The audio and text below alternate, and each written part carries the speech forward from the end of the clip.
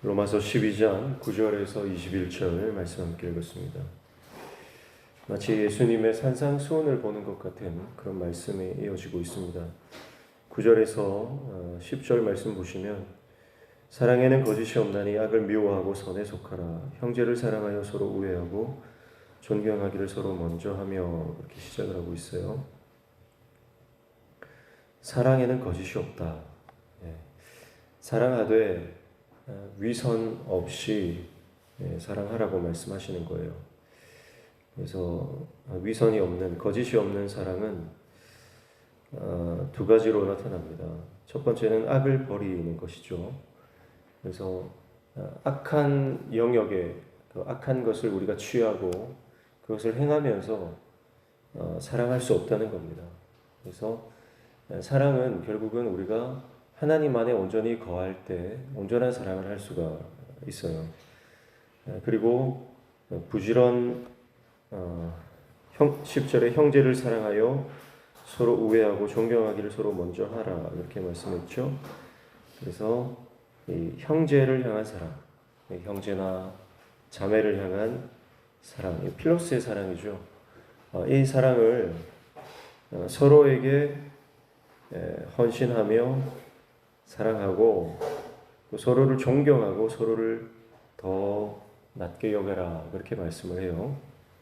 이 말씀은 직역하면 형제 사랑으로 서로에게 깊은 사랑을 해라는 말입니다. 그리고 존경으로 서로를 낮게 여기라는 것은 인격적 존재들이 서로에 대한 관계를 긍정적으로 표현하는 것을 말합니다. 그래서 사랑에 위선이 없게 해라 그렇게 말씀을 하고 있는 거죠. 그러면서 11절부터 13절까지는 7개의 동사, 7개의 헬라어에서는 이제 분사라고 하는데요.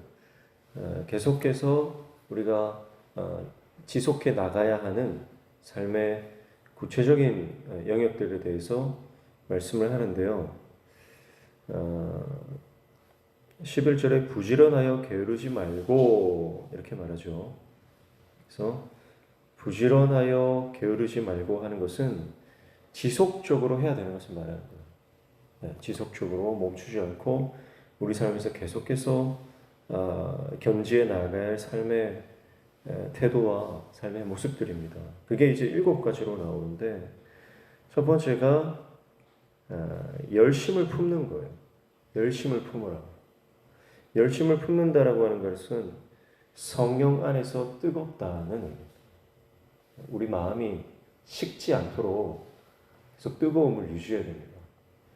운동 경기하는 선수들은요, 몸이 식지 않도록 계속 움직여야 돼요. 몸이 식어버리면 몸이 굳어버리고요. 그럼 경기할 때 최상의 컨디션을 낼 수 없습니다. 그래서 사도 바울은 가장 우리가 7가지의 그런 삶의 태도, 삶의 모습들을 계속해서 지속해야 되는데 그 중에 한 가지가 바로 성령 안에서 뜨거움을 유지하라는 거예요. 성령으로 충만하라는 거죠. 그리고 나서 주를 섬겨라 그렇게 말하죠. 주를 섬기는 것. 그리고 12절에 소망 중에 즐거워하는 것. 그리고 환난 중에 참는 것, 그리고 기도에 항상 힘쓰는 것, 또 13절에 성도들의 쓸 것을 공급하는 것, 이것은 성도의 필요에 내가 동참하는 것이다 이렇게 볼 수 있고요. 그리고 손대접하기를 힘쓰는 것, 그래서 환대하는 삶이죠. 나그네 고아 과부들, 그리고 내 삶에 찾아오는 어떤 이방인들, 손님들, 그들을 환대하는 것. 그래서 7가지입니다. 성령 안에서 뜨거운 것, 주를 섬기는 것, 소망으로 즐거워하는 것, 환난에 대해 참는 것, 기도를 계속하는 것, 성도의 필요에 동참하는 것, 환대를 추구하는 삶. 이 7가지를 게으르지 말고 열심을 내라는 것. 이게 성도의 삶이고 이게 12장 처음 시작할 때 나왔던 우리가 하나님께 우리의 삶을 산제물로 드리는 것. 세상을 본받지 말고 하나님의 뜻을 분별하는 삶이 바로 이런 삶이다. 구체적으로 말하고 있는 것이죠. 그리고 계속 이어집니다. 14절에 너희를 박해하는 자를 축복하라. 축복하고 저주하지 말라. 이렇게 말씀하죠. 네. 당시 로마 교회를 향한 박해가 있었을 겁니다. 예수 믿는다는 것, 세례를 받는 순간 박해가 시작돼요. 그러나 그 박해를 받았을 때 그 박해를 그 마음속에 원한으로 쌓아두지 말라는 거예요. 누군가 우리를 힘들게 하고 어렵게 하고 다치게 하고 상처받게 한다고 해도 그리스도인은요, 그 사람을 위해서 축복하는 거예요. 그 사람을 향한 원망과 불평과 원한을 내 안에 쌓지 말라는 거예요. 오히려 그를 축복하는 겁니다. 그리고 15절과 16절에 보면 성도와 성도 사이에 이제 함께 함에 대해서 강조를 하고 있어요. 그래서 15절 보면 즐거워하는 자들과 함께 즐거워하고 우는 자들과 함께 울라 이렇게 말했습니다. 자, 14절에 박해하는 자를 축복하라고 하면서 박해가 있다는 것에 대해서 언급을 하는데요. 그러니까 우리가 이 박해받는 자들과 함께 우는 것, 이것이 그리스도인의 삶이다. 그리고 함께 즐거워하는 자들과는 함께 즐거워하는 거죠. 16절에는 서로 마음을 같이 하며 높은 데 마음을 두지 말고 도리어 낮은 데 처하며 스스로 지혜 있는 체 하지 말라 그랬습니다. 그래서 높은 것을 생각하지 말고 낮은 자들과 함께 해라. 우리의 생각을 어떤 세상적으로 더 많이 얻고 더 많이 누리고 그 높은 것에 우리의 생각이 가 있으면 안 된다는 거예요. 오히려 낮은 자들과 함께하고 그리고 스스로 지혜롭다고 생각하지 말라 그랬어요. 그러니까 함께 웃고 함께 울기 위해서 필요한 것이 세 가지예요. 첫 번째가 서로 같은 생각을 가지는 거예요. 그러니까 예수 그리스도를 함께 생각하는 거죠. 하나님의 말씀을 함께 묵상하는 거죠. 그리고 높은 것에 대해서 생각을 두지 않는 겁니다. 그리고 스스로 내가 지혜롭다고 생각하지 않는 거예요. 이 세 가지 다는요, 생각을 강조하고 있습니다. 생각. 그래서 자기중심적 생각, 자기중심성을 버리고 이 생각이 하나님 말씀 안에서 하나가 되어야 된다는 것이고요.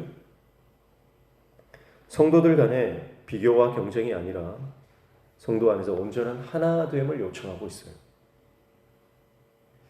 그래서 신앙이라고 하는 것은요, 신앙은 인격 수양이 아닙니다. 다른 종교들은 이 신앙이라고 하는 것을 개인의 수양의 개념으로 봐요.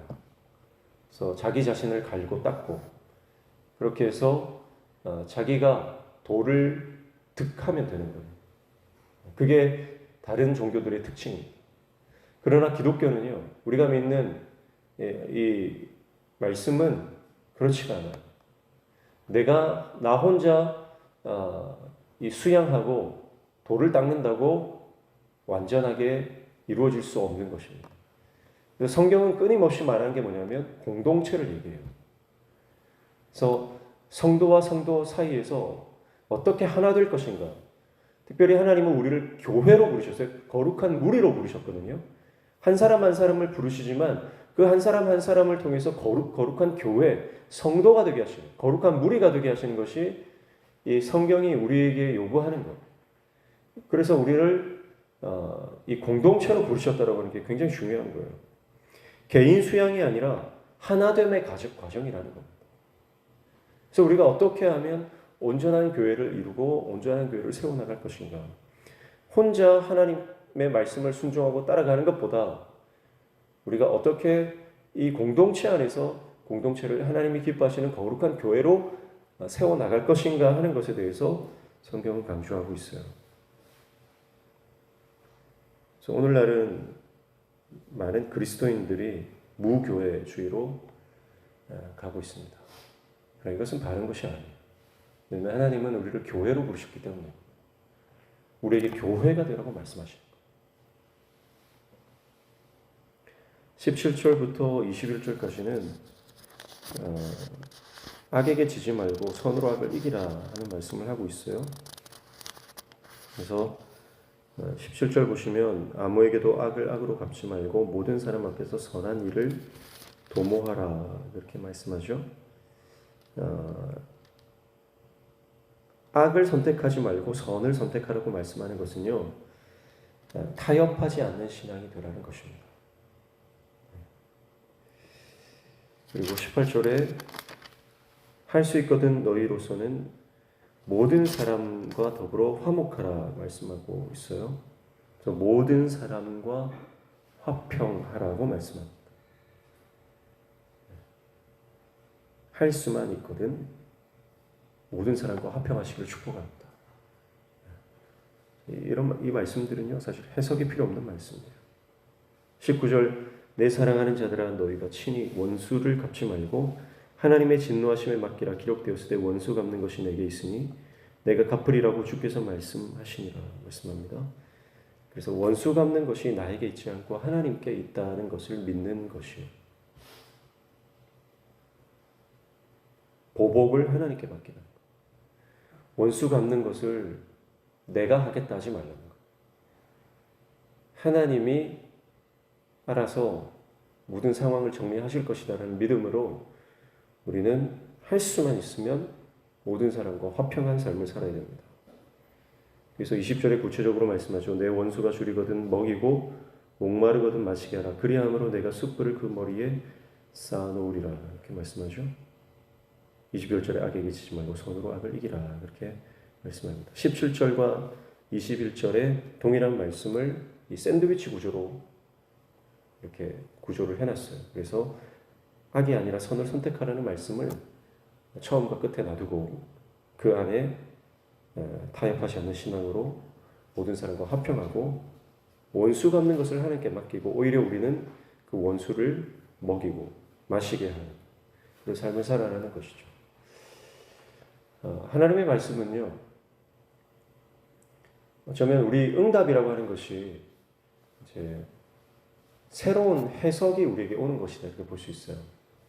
그래서 기존에 내가 생각하던 자기 중심으로 바라보고 해석하던 그 하나님의 말씀이 하나님 입장, 하나님 관점, 하나님의 시각에서 새롭게 해석되어지는 것이요. 그것이 가장 큰 은혜요, 가장 큰 응답이라고 생각이 됩니다. 기존에 계속 우리가 말씀을 보다가도요, 이 말씀이 그냥 문자에 남아 있었단 말이죠.